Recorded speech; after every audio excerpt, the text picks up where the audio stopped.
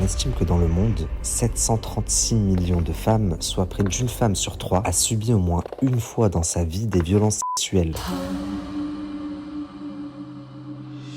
Et les chiffres sont en constante augmentation. Pourtant, depuis une dizaine d'années, le nombre de condamnations pour viol est fortement en baisse. Une étude affirme d'ailleurs que 2 femmes sur 3 n'en parlent pas, par peur de représailles, peur que la justice ne fasse rien, ou pire, par honte. Pendant plus de 10 ans, Gisèle Pelicot va être violée et droguée par l'amour de sa vie.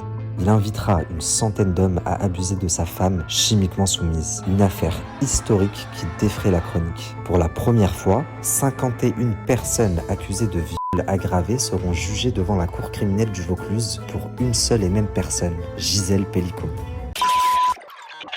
Procès Mazan. Le procès des viols de Mazan est hors norme. Gisèle était droguée par son mari qui recrutait des hommes. Une cinquantaine d'hommes accusés d'avoir violé une femme. Le calvaire de cette femme aura peut-être servi à ouvrir un peu les yeux de la société. Je me suis laissé guider, j'ai perdu le contrôle de moi. C'était lui, il devenait rouge, il devenait fou, et c'est son plaisir à lui en fait. Il m'a envoyé des photos d'elle, nue, dans son jardin. Lui, il lui tient la tête. Il me dit, voilà, la fellation. Vous me ferez pas dire ce que j'ai pas envie de dire. Oui, c'est un viol, mais dans moi, j'en ai pas violé. Aucun homme n'accepterait de donner son numéro de téléphone, son ADN, son visage et de voir le crime être filmé. À partir du moment où les 50 violeurs sont des hommes ordinaires, ça veut dire que les hommes ordinaires sont tous des violeurs. Tu n'as pas du tout l'intention d'aller commettre un viol, c'est important. Grâce à vous tous, j'ai la force de mener ce combat jusqu'au bout. Vous entrez dans les coulisses d'une histoire sombre et complexe où chaque découverte nous rapproche de la vérité. On n'aurait jamais pu imaginer une seule seconde la vraie nature de la personne qui est en réalité mon père. Salut tout le monde, j'espère que vous allez bien. Dans la vidéo d'aujourd'hui, je vous propose qu'on fasse un point rapide sur les 2 premières semaines de procès des viols de Mazan, qui traite d'un sujet encore inconnu il y a peu, la soumission chimique. Le procès a débuté le 2 septembre 2024 et est toujours en cours. Il prendra fin en décembre et il n'y aura pas moins de 51 accusés qui seront renvoyés devant la cour criminelle du Vaucluse pour une seule et même victime, Gisèle Pelicot. Lors des 10 premiers jours de procès, Dominique Pelicot est souffrant et ne se présente pas devant la cour criminelle du Vaucluse. Si son absence se prolonge et que la maladie est avérée, le procès pourrait être suspendu. Néanmoins, le président assure que s'il y a le moindre doute sur sa maladie, il leur donnera une expertise. Mais tant que Dominique n'est pas présent, Gisèle et ses enfants refusent d'être entendus. Donc dans l'attente des analyses et du rétablissement de Dominique Pelicot, la cour va entendre tout un tas d'autres personnes afin d'en apprendre plus sur les accusés. Ainsi, ils feront passer à la barre des enquêteurs de police qui ont travaillé sur le dossier Pelicot, des femmes d'accusés, mais aussi des psychiatres, des experts qui seront confrontés aux questions des avocats de la défense. Un des noms qui revient le plus durant ces 10 premiers jours de procès, c'est Rasmus, le seul accusé poursuivi pour viol aggravé sur sa propre épouse. Il avait également fait venir Dominique Pelicot à plusieurs reprises à son domicile pour violer son épouse. Une nuit, elle s'est d'ailleurs réveillée et s'est retrouvée face à Dominique Pelicot dans sa chambre. Son mari a alors justifié ça en expliquant que Dominique était venu prendre des photos de ses sous-vêtements. Pour information, Rasmus a toujours refusé de violer Gisèle Pelicot, mais il a vu sa propre femme à plusieurs reprises devant Dominique Pelicot et a invité ce dernier à faire de même sur sa femme.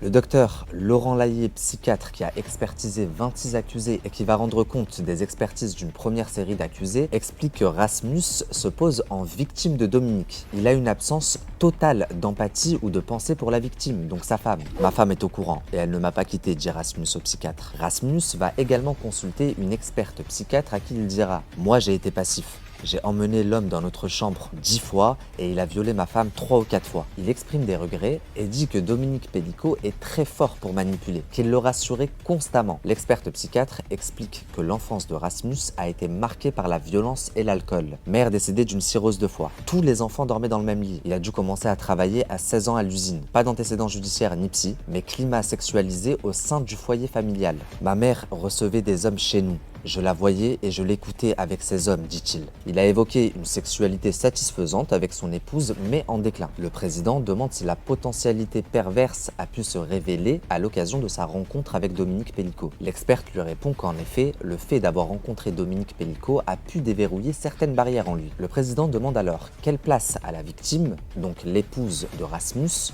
dans le discours de Rasmus. A-t-elle une place réelle? Pas de discours très riche, répond l'experte. Il a juste dit qu'ils ont eu 5 enfants ensemble. Et il a aussi dit, c'est l'idée qu'elle puisse ne pas s'en rendre compte qui m'a poussé à poursuivre les viols sur mon épouse. Et rien d'autre à son sujet.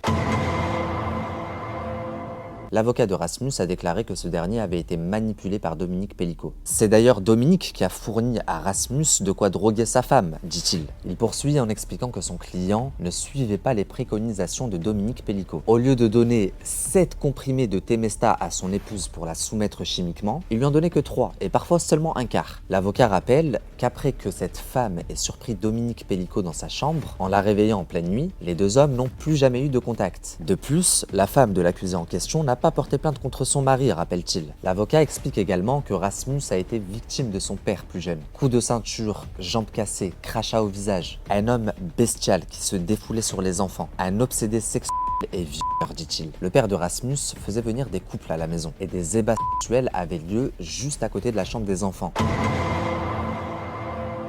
La femme de Rasmus, une petite femme aux cheveux courts de 54 ans, s'avance à son tour à la barre. Avec mon mari, tout était formidable, un papa très protecteur. Je suis tombé de très haut. Quand tout ça est arrivé, ça m'a anéanti. Elle pleure beaucoup. Rien ne pouvait me dire qu'il allait faire ça. Les yeux embués, le nez rouge, elle s'appuie sur la barre et s'accroche au regard du président. Nous sommes une famille avec 5 enfants et mon mari a toujours travaillé. Il a toujours fait des heures supplémentaires pour qu'on ne manque de rien. Nous n'avons pas besoin de beaucoup, on n'avait pas à se plaindre, on avait ce qu'il fallait. Le président lui demande alors, vous aviez des conditions de vie normales? Oui, répond-elle. De la part de votre mari, des sollicitations spéciales? Jamais de choses absurdes, on avait des relations sexuelles normales. Avez-vous constaté un changement chez votre mari les 5 années précédant son interpellation? Non. Quand je disais non, c'était non. Il ne m'a jamais forcé. Il était très pudique, même quand il se douche, il ferme à clé. Une nuit, vous allez vous réveiller et il y a quelqu'un dans votre chambre, dit le président. Je me réveille en sursaut. Un homme debout devant moi avec une lampe qui clignote. Mon mari était à côté de moi. Pas le temps de me lever que monsieur avait déjà pris la fuite. Je demande à mon mari ce qui vient de se passer et il me dit que c'était pour voir mes sous-vêtements. Je n'y crois pas trop, mais de là à me douter qu'il s'agisse de jamais de la vie, sachant que j'étais habillé. Je pensais plus à des photos. Vous avez eu accès aux photos de la procédure, vous vous êtes reconnu, dit le président. Oui. Vous étiez nu? Oui. Alors que vous allez vous coucher habillé, ce qui sous-entend qu'on vous a déshabillé pour vous rhabiller. Oui. J'attends de savoir pourquoi il a fait ça, c'est inconcevable. C'était quelqu'un de merveilleux et il nous a anéantis. On remonte tout juste la pente avec mes enfants. J'attends qu'ils disent la vérité, alors que rien ne laissait présager ça. On s'entendait bien, pas de dispute, rien. Le président l'interroge alors sur l'utilisation d'Internet de son mari. Je le voyais sur Internet, il me disait consulter des sites de jardinage, dit-elle. Jamais aucune alerte? Non. Son téléphone, il l'avait rarement. D'après le caractère que vous lui connaissez, pensez-vous qu'il s'est fait embobiner? S'il n'était pas tombé sur l'autre personne, donc Dominique Pellicot, il n'aurait jamais fait ça. Il devait être faible. Rasmus, qui est présent dans le box, s'effondre en larmes. Est-ce qu'il aurait pu se faire avoir, dit le président. Je ne sais pas. Moi, j'en faisais ce que je voulais de mon mari. Avec les autres, je ne sais pas. Vous avez toujours refusé de vous constituer partie civile. Je vous précise que vous pouvez le faire jusqu'aux réquisitions. Et pourquoi ne pas l'avoir fait? Pour mes enfants, je voulais les protéger. Moi-même, je n'arrive pas à oublier ces années-là. C'était un homme formidable. Et du coup, je veux tellement passer à autre chose et qu'on me laisse tranquille, en fait. J'avais demandé un parloir pour qu'il me dise la vérité en face, chose qu'il a faite. J'ai toujours entendu dire qu'il s'était passé des choses dans son enfance, sur ses sœurs quand ils étaient petits, mais il a toujours refusé de m'en parler. Quand son père a dû être placé en maison de retraite, plusieurs de ses sœurs ne voulaient pas payer les frais. Il mérite la prison, me disait-elle. Le président reprend. Une expertise souligne votre fascination pour votre mari. Mon mari n'a jamais eu d'emprise sur moi. On a toujours été heureux et je ne comprends toujours pas aujourd'hui pourquoi on en est là. Mais non, il n'y a pas eu d'emprise. Vous expliquez ne pas savoir quel sera votre avenir dans le couple. Vous êtes toujours marié? Qu'allez-vous faire? Je n'en sais rien. Je reste marié pour des raisons de finances. Je ne travaille pas et j'ai 2 enfants à l'école. Ce n'est pas possible de pardonner. J'ai essayé de comprendre, mais je ne peux pas pardonner, explique cette femme qui répond aux questions de la cour avec précision. Avez-vous vu monsieur Pellicot à un autre moment, dit le président. Je ne m'en rappelle pas. Quand j'ai surpris cet homme dans ma chambre, j'ai dit à mon mari, je te laisse encore l'autorisation de vivre ici, mais tu ne me touches plus. Je lui avais même donné l'autorisation d'aller voir ailleurs. J'ai encore beaucoup d'affection pour lui. C'est le père de mes enfants. Avec tout ce qu'il a vécu dans son enfance, comment voulez-vous qu'il s'en sorte? Il a toujours été un père adorable. Imaginez-vous quand j'ai dû dire à ses enfants que papa était en prison pour viol sur leur propre mère. J'espère qu'un jour, il pourra ressortir voir ses enfants, même si ça ne sera plus jamais comme avant. Sa plus grande sanction, sa plus grande peine, c'est qu'il nous a perdus. Je pense que pour lui, c'est le pire. Passons maintenant à Rasmus, qui va également passer à la barre. Le président lui demande « Parlez-nous de votre enfance difficile. La honte, l'alcool, le sexe, c'était horrible avec mon père. Mon père nous faisait sucer son sexe. Il nous emmenait souvent à la pêche avec ma petite sœur. C'était la récompense. En le massant, je le calmais. Mais je lui en voulais pas à mon père, je pensais que c'était normal. Maintenant, je sais que c'est atroce ce que j'ai fait à ma femme. C'est atroce. » Rasmus explique assister à la mort de sa mère qui était alcoolique et pour laquelle il achetait de l'alcool depuis tout petit. « Chez vous, dans votre enfance, vous voyez beaucoup de passages ?» dit le président. « Oui. Avec mes frères et sœurs, on se cachait pour regarder. Et à aucun moment vous n'avez pensé à dénoncer ? Non, c'était la honte, dit Rasmus. Vous n'avez jamais rien dit à vos enfants de ce que vous avez vécu étant plus jeune ? Non. Malgré ça, mes parents, je les aimais. Vous parliez de votre petite sœur, qu'est-elle devenue ? Dit le président. Après le décès de mon père, elle s'est défenestrée. Elle s'est jetée par une fenêtre. Pourquoi ? Dit le président. Je ne sais pas. Le choc du décès, les images de mon père peut-être. Et les gens qui venaient à votre domicile, c'était pourquoi ? Lui demande son avocat, maître Gontard. Pour violer ma maman. Elle était alcoolisée, répond Rasmus. Avec la complicité de votre père, demande l'avocat. Oui. Rasmus explique qu'il regrette ses gestes. Je l'aime, mon épouse, dit-il. Je suis en prison, je le mérite, mais je vais faire mon maximum pour aller mieux. J'ai été un criminel. On doit du respect aux femmes et j'ai fait beaucoup de séances de violence conjugale. Une femme, ça se respecte. Vous datez votre bascule à la mort de votre père en 2013, c'est ça, dit l'avocat. Oui, je regardais des scènes qui simulaient des viols, sans doute pour revoir les de ma mère. Vous ressentiez du plaisir, dit le président. Non, beaucoup de tristesse.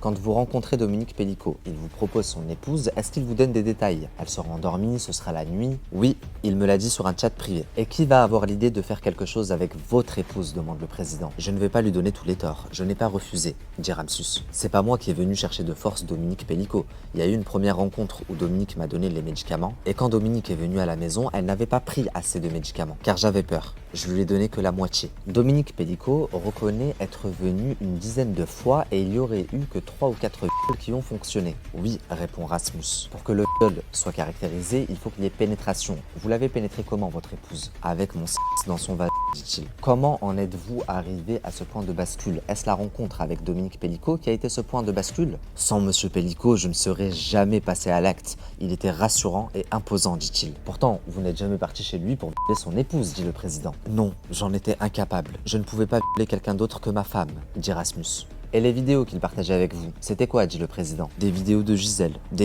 Mais vous-même, vous lui adressez des photos de votre épouse. C'est quand même vous qui lui avez envoyé un message pour lui dire « Reviens quand tu veux », affirme le président. Oui, mais je voulais pas dire ça, dit Rasmus.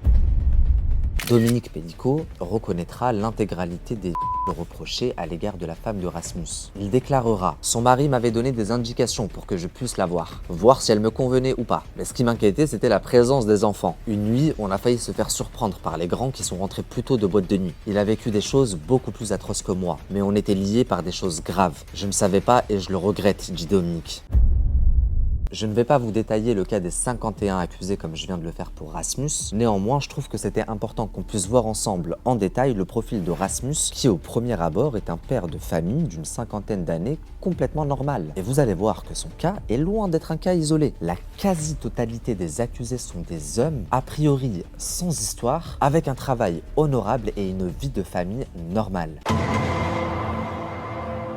Le docteur Laurent Layet, psychiatre qui a expertisé pas mal d'accusés, est entendu par la cour. Il va donner des précisions sur plusieurs accusés et répondre aux questions de la défense. Il dira au sujet d'un accusé, ouvrier BTP âgé de 54 ans et père de 2 enfants. Cet homme a reconnu des relations sexuelles avec une femme endormie. La lubrification serait pour l'accusé un signe de consentement. Alors que, comme le docteur Layet le rappelle, il peut y avoir une lubrification mécanique provoquée par le frottement, ce qui n'a rien à voir avec le désir. Le docteur Layet détaille le profil addictif de cet accusé qui consomme de nombreuses substances toxiques. L'expert évoque une personnalité problématique mais pas pathologique. Il parle d'instabilité émotionnelle qui se nourrit de ses carences affectives de l'enfance. L'expert Layet nous parle ensuite d'un accusé de 44 ans, Lionel R. Je retiens l'alcoolisme, trouble de l'adaptation, un homme avec une trajectoire de vie assez linéaire. L'accusé avait des relations sexuelles avec des couples échangistes et consommait beaucoup de porn. Avec l'échangisme, j'avais l'impression que je pouvais plaire, confie-t-il à l'expert. L'expert note également qu'il a des inquiétudes quant au comportement de l'accusé avec ses propres filles. Visionnage de films porn En famille, il y avait des rapports sexuels impersonnels, des abus d'alcool, autant d'éléments qui nécessitent des soins. L'avocat de l'accusé en question prendra la parole pour expliquer que lui-même a été abusé dans son enfance, ce qui aurait pu créer un traumatisme. Pendant l'instruction, cet accusé a évoqué des regrets. « J'ai l'impression d'être un monstre, j'ai honte », dit-il à l'expert. Selon Lionel, Dominique lui aurait expliqué qu'il était à la recherche d'un homme pour avoir des relations sexuelles avec sa femme. Le jeune homme se rendra un dimanche soir chez le couple. Dominique lui servira un jus de fruits. Puis j'ai perdu le contrôle. Il était directif. Il m'a demandé de me masturber à côté d'elle en la touchant. Au bout de 20-25 minutes, elle commence à se réveiller et il me fait sortir. J'ai compris à ce moment-là que ce n'était pas un jeu libertin. C'est horrible, dit l'accusé. J'ai été irréfléchi. J'aurais dû recueillir son consentement et discuter avec elle. Quand j'ai visionné ces vidéos de moi, ça m'a choqué. Cette femme a subi un cauchemar pendant des années et j'ai fait partie de ce cauchemar. Lionel R déclarera à la barre: j'ai eu une enfance normale, mais il y a eu un incident avec un attouchement. C'est le président du club de pétanque de mon village qui me raccompagnait chez moi quand j'avais entre 10 et 12 ans. Je n'ai rien dit par honte de ce qu'on m'avait fait. Mes parents sont allés au commissariat, mais il n'y a pas eu de suite. Je ne pensais pas à l'époque que ça m'avait impacté. Plus tard, je suis tombé dans l'alcool. Il y a eu cette terrible chose pendant mon alcoolisme, où j'étais avec mes enfants. Je pensais qu'ils étaient dans leur chambre et moi je visionnais du porno. Ma fille en a parlé et suite à ça, j'ai eu l'assistante sociale sur le dos. Je suis passé devant le juge pour enfants, mais il y a eu non-lieu. Et j'ai pu travailler ça avec le psy par la suite. Je n'ai jamais voulu faire de mal, mais je l'ai fait. Mais je veux vous demander pardon. Je ne peux pas imaginer votre cauchemar. C'est horrible de me dire que j'ai fait partie de ce cauchemar. Mes excuses ne changeront rien, mais je tenais à vous le dire, dit-il en regardant Gisèle. Gisèle qui baisse la tête à ce moment-là. L'experte poursuit avec un autre accusé, Cyril D. Celui-ci explique que lors de ses échanges avec Dominique sur le site Coco, il lui aurait dit qu'il cherchait un couple. Ce à quoi Dominique aurait répondu « Ok pour nous ». Mais il ne m'a jamais parlé de médicaments, dit l'accusé. Un soir de septembre où je vais chez eux, il me dit « Déshabille-toi et fais-toi faire une fellation ». Je me suis aperçu que quelque chose clochait car elle n'avait pas de réaction. Dominique me faisait bonne impression. Il inspire confiance donc j'ai continué. Quand l'accusé parle de son enfance, il aborde énormément de violence. Placé en famille d'accueil avec ses frères et sœurs puis SDF pendant son adolescence, ses pratiques sexuelles ont commencé à changer à partir de 40-45 ans. Plus précisément quand il achète sa tablette. Il commence à fréquenter des sites de rencontres et regarde beaucoup de films pornographiques. J'ai tout regardé, dit-il à l'expert. Il ne dormait pas beaucoup. C'était pour lui comme le remplissage d'un vide interne. Un enquêteur prendra la parole au sujet de Cyril D. Sur les vidéos, on le voit imposer une fellation à Gisèle Pellico. On la voit en train de s'étouffer. « Laissez-la respirer », dit Dominique Pellico. On entend très clairement Gisèle en train de ronfler, commente l'enquêteur. Cyril D déclarera à la barre: « Mon père, je le surnomme Hitler. Il était violent et alcoolique. Il se fâchait vite si on ne faisait pas ce qu'il voulait. Il explique avoir été placé avec son frère et sa sœur, mais séparément. J'ai fait des fugues. J'allais me réfugier chez mes grands-parents, dit l'homme. Je me mangeais des coups de pied dans la tête. Je dormais dans la baignoire. Je devais me mettre à genoux sur le gravier avec un verre d'eau sur la tête pendant des heures et des heures en plein soleil. Ou alors il me mettait tout nu dans la neige parce que j'avais fait pipi au lit. Un jour, j'ai subi une branlée devant toute ma classe à l'école. C'est après cet épisode d'ailleurs que j'ai été placé. On m'attendait à la sortie de l'école avec une fourche. L'avocat général souligne que 8 mois après sa confrontation, Cyril D a demandé à être entendu par la juge d'instruction pour lui dire « J'ai pris conscience de la chose. Je suis coupable de viol. J'en ai souffert en prison. Je me suis posé la question de savoir si je devais continuer à vivre. Je me suis coupé, j'ai plus de 40 points, j'ai fait des scarifications, j'ai été bête, naïf, un âne. » Puis l'experte poursuit avec un autre accusé, Jacques C, qui se confie à elle et dit « J'étais libertin de mon côté. Pour moi, c'était une mise en scène. Pour moi, c'est impensable qu'un homme puisse faire ça à sa femme. » L'experte note dans son rapport que c'est un fils unique. Parent très occupé, peu démonstratif, peu d'affection et surtout violence de son père sur sa mère. L'accusé est dynamique, a toujours travaillé. Employé de bureau tabac, marin, pompier, sapeur-pompier, chauffeur de bus. Il ouvre sa pizzeria qu'il dirige pendant 7 ans jusqu'à sa retraite en 2015. Il a 69 ans quand l'experte le rencontre. Pas d'antécédents judiciaires, pas de pathologie mentale, consommation d'alcool festif. Il est grand-père de 5 petits-enfants. Jacques C dit s'être rendu chez le couple Pellico pour avoir des rapports échangistes. Il commence à toucher Gisèle, puis se sent mal à l'aise en réalisant qu'elle dort. Bisexuel, il dit avoir fait une à Dominique pour ne pas avoir à pénétrer Gisèle. Il parle à l'expert de son enfance marquée par la violence et considère Gisèle comme un simple objet sexuel et non comme une personne. Pour lui, le seul responsable, c'est Dominique Pellico. Puis, l'avocat de Jacques C prendra à son tour la parole et s'adressera à l'expert psychiatre Laillé. « Je vous ai trouvé bien sévère. Mon client est décrit comme quelqu'un d'extrêmement généreux et gentil. Pompier à Aix-en-Provence et à Marseille, il fait partie des restos du cœur, énumère-t-il. Le principal concerné, Jacques C, déclarera sera à la barre. En 1989, je rejoins un groupe de transport et j'ai commencé à voyager dans toute l'Europe avec le groupe. Et là, ça a été fatal à ma vie de famille et ma vie de couple. Après ma retraite, je me suis installé à Mazan. J'ai vécu 25 ans avec la mère de mes enfants, dira-t-il en s'effondrant en larmes. Puis il se tournera vers Gisèle. Madame, quand j'ai découvert ce que vous aviez subi, j'ai été anéanti d'avoir participé à ça, ça m'a détruit. J'espère que vous et votre famille surmonterez tout ça. Encore une fois, Gisèle Pelicot ne l'a même pas regardé. Il poursuit en s'adressant à la cour. Il y a pour moi un grand respect pour la femme dans toute sa diversité. Depuis ma libération le 25 janvier 2022, je suis dans l'abstinence sexuelle la plus totale et je pense y rester. De base, j'ai pris l'initiative de faire une fellation à Monsieur Pelicot pour ne plus toucher Madame Pelicot car elle ne réagissait pas. S'il m'avait dit « je lui donne des cachets », je n'y serais pas allé. C'est au tour du directeur d'enquête d'être entendu. Il va donner des précisions au sujet d'un groupe d'accusés. Il commence avec un homme né en 1987, pseudo Samy sur le site Coco. Il est apparu dans un dossier nommé Abus dans l'ordinateur de Dominique Pelicot. Le fichier s'appelait Samy Arabe 20 ans. L'annonce de Pelicot sur le site Coco disait « Couple cherche un jeune pour partie à 3 ». Dominique lui avait dit que sa femme ne les regarderait pas et ne parlerait pas car elle était timide. Il explique qu'il devait se déshabiller dans la cuisine et qu'il devait partir si Gisèle bougeait. Interpellé en septembre 2021, Samy était alors marié depuis 8 ans et avait des enfants. Il dit ne pas avoir réussi à pénétrer Gisèle car Dominique Pelicot se met juste à côté, ce qui le mettait mal à l'aise. L'enquêteur parle ensuite d'un autre dossier, un autre accusé, Marc de Carpentras. Nuit de décembre 2019, première fois, une vidéo le montrant en train de violer la victime qui ronfle pendant que Dominique Pelicot tient sa femme et la filme. Il donne même des ordres à Marc. En tout, Marc est venu 6 fois pour violer Gisèle. Marc dit avoir exécuté les ordres du mari. Il dit avoir été forcé, sans menace, mais forcé. Il dit être impressionné par Dominique Pelicot. Quand on le confronte à ces vidéos, il dit « Oui, c'est moi, mais sous la direction de Dominique Pelicot ». L'enquêteur aborde ensuite un autre fichier qui concerne un autre Marc. Quand il l'interpelle, les policiers retrouvent son ex-compagne dont il avait diffusé des photos et vidéos intimes sur le net. Elle avait d'ailleurs déposé plainte contre lui pour cela. Dominique Pelicot lui avait également donné une fiole pour qu'il puisse droguer sa propre femme, mais il ne l'avait pas fait. Dominique lui a également dit que ses actes sur Gisèle étaient très décevants, car il n'avait pas réussi à la pénétrer, il n'a pas réussi à violer Gisèle, et Dominique avait donc drogué son épouse pour rien. Enfin, l'enquêteur aborde une dernière vidéo retrouvée dans le dossier Abus et intitulée Guillaume. Sur cette vidéo, Dominique a écrit au marqueur sur le corps de sa femme « Je suis une bonne soumise ». Il termine en disant que certains accusés se sont défendus en expliquant que leur sexe avait pris le contrôle de leur corps.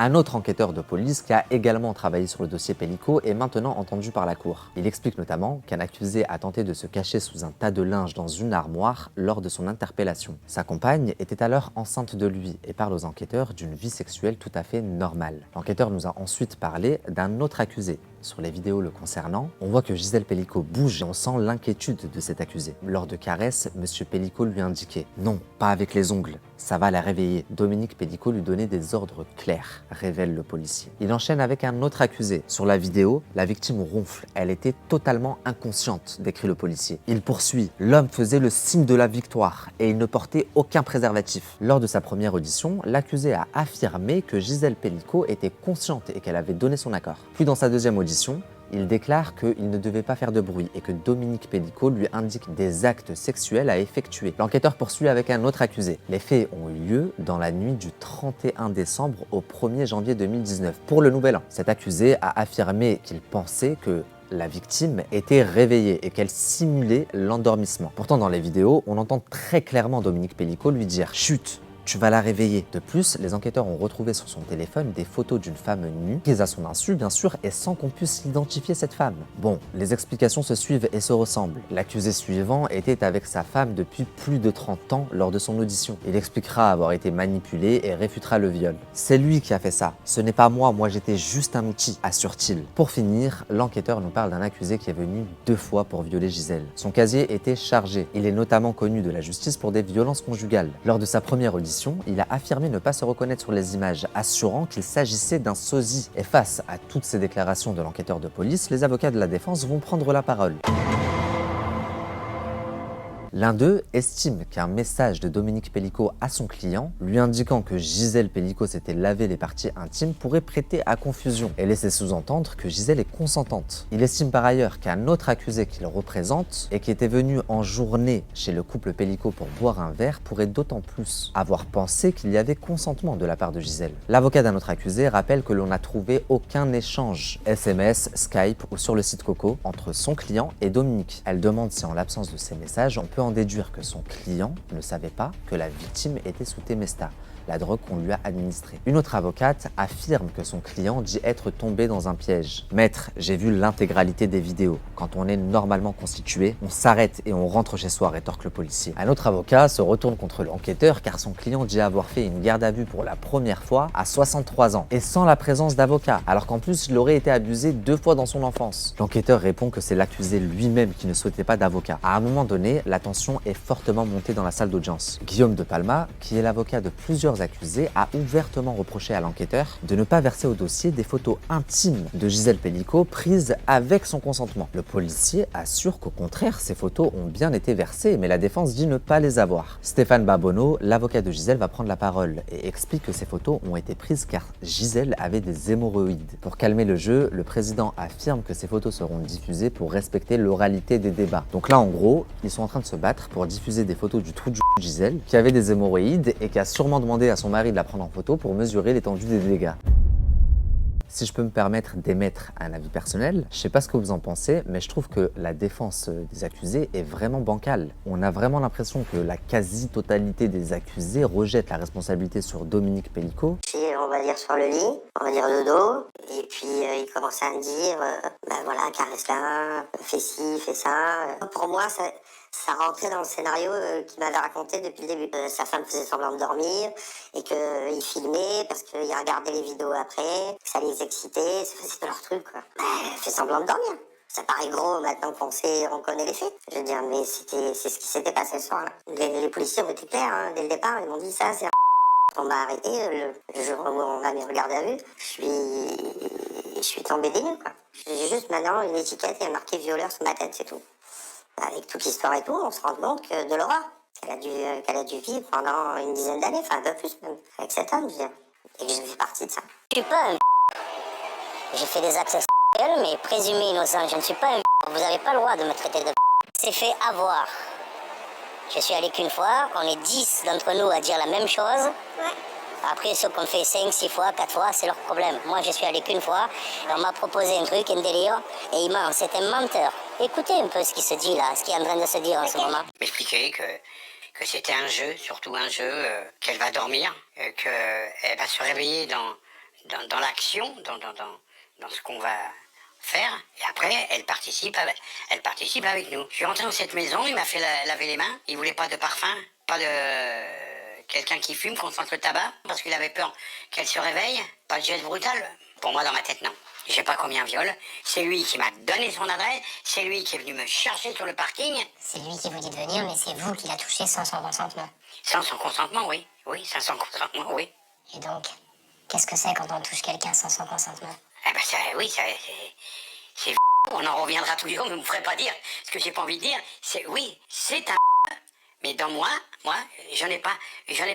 Il me dit, le délire de ma femme, c'est de regarder les vidéos quand elle a des relations sexuelles, mais elle ne veut pas voir les visages des personnes qui viennent. Donc je rentre chez lui, bon, tu vas bien et tout, sympa, mais il y a quelque chose qui avait changé. C'est plus le même homme. Bon, lui, donc bien sûr, il donne les directives. Elle est allongée sur le côté, je vois pas son visage, et... il me dit, vas-y, lui il est là qui filme, ça je le savais. Elle ronfle, elle a des ronflements. Lui, il lui tient la tête. Il me dit pour la... Je fais ce qu'il me dit. Je fais ce qu'il me dit. Il se passe l'acte, pas de réaction. Je regarde son visage. Je trouve ça un peu bizarre de pas de réaction, mais... Je vous dis, ça s'est tellement emmêlé. Non, je sais plus. Il est là, donc c'est que c'est ok. On se pose pas la question, comment je pourrais vous dire. Mais tu n'as pas eu le consentement de la femme. Dans mon esprit, il n'y avait pas de... J'étais pas là pour ça. Et je me suis dit, faut que tu oublies cette histoire. C'est de la lâcheté. À l'époque, je suis marié, j'ai peur. Il me contacte en me demandant ce que je recherche. Lui, on m'explique qu'il recherche un homme pour une relation un peu spéciale avec sa femme, me précisant qu'elle sera endormie. Et il m'explique certaines choses, comme quoi il a déjà été en club échangiste avec son épouse. Il m'a envoyé des photos d'elle nue, dans son jardin, par exemple. Enfin, voilà, des choses qui mettent en confiance, tout simplement. Donc du coup, je pense, moi, à ce moment-là, avoir affaire à un couple échangiste qui ont un fantasme, un délire un peu que j'avais jamais pratiqué jusqu'à présent, mais pourquoi pas. Et donc ça s'est fait en journée, à un moment donné où j'ai pu. En y allant, je sais pas trop à quoi m'attendre. Est-ce qu'elle sera vraiment endormie, pas endormie? Donc je me suis garé au stade, il y a un stade à côté, je me suis garé, il est venu me chercher, il m'a fait rentrer dans la maison, il m'a fait déshabiller, tout simplement, et il m'a fait rentrer dans la chambre. Il me dit quoi faire, sous un ton un peu directif, voilà. Et c'est vrai que j'obéis. Et puis il m'a demandé de la pénétrer. Moi, dans ma tête, je me dis qu'à un moment donné, elle va se réveiller et on va participer à 3. Voilà.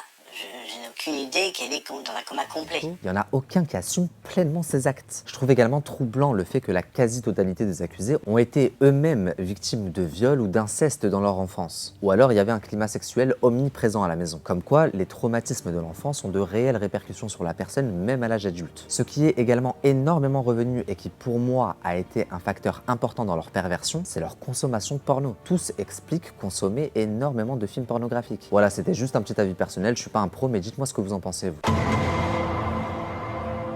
Passons maintenant au principal accusé. Nous sommes au 10e jour des procès des viols de Mazan, où comparaissent 51 hommes accusés de viol aggravé. Dominique Pellicot a été hospitalisé hier après-midi pour un caillou dans la vessie et une infection rénale. Il est retourné dans sa cellule à l'isolement dès hier soir. Le président ouvre l'audience en l'absence de Dominique Pellicot. Il dit avoir été informé par l'administration pénitentiaire que le principal accusé avait refusé d'être extrait ce matin pour des raisons médicales. Il explique que Dominique Pellicot a été hospitalisé hier pour un calcul rénal. Du coup, le président Roger Arata dit ne pas avoir d'autre solution que d'envisager une suspension pour la journée. Dominique Pellicot, le principal accusé, sera donc de retour dès demain matin dans son box, si son état de santé le permet et sous condition de certaines adaptations. En gros, le 10e jour, il n'y a pas eu d'audience.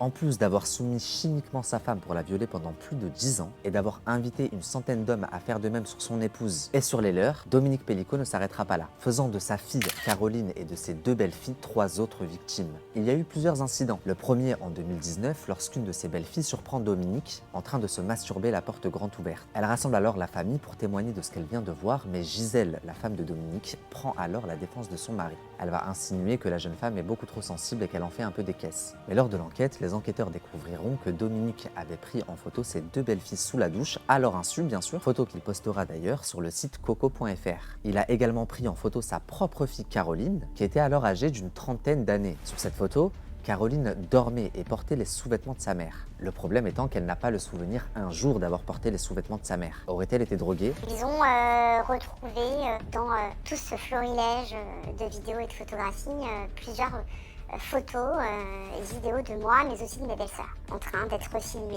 à notre insu, souvent dénudées sortant de la douche.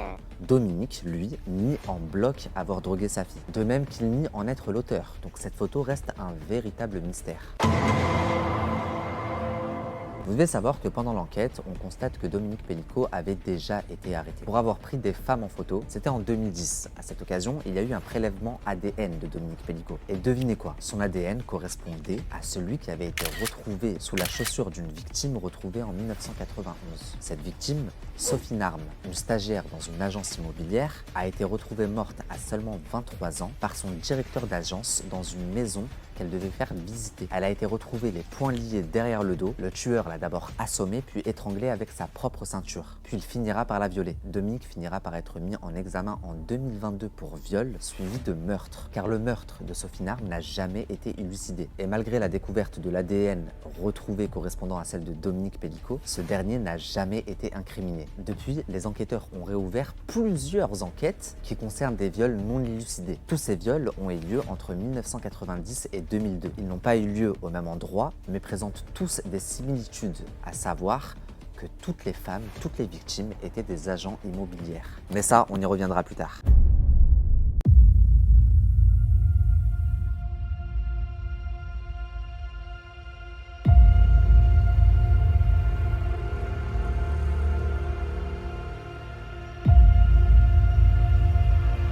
Et le pire, c'est le maire de Mazan. Il a été interviewé. Il a dit « Oui, il n'y a pas eu mort d'homme.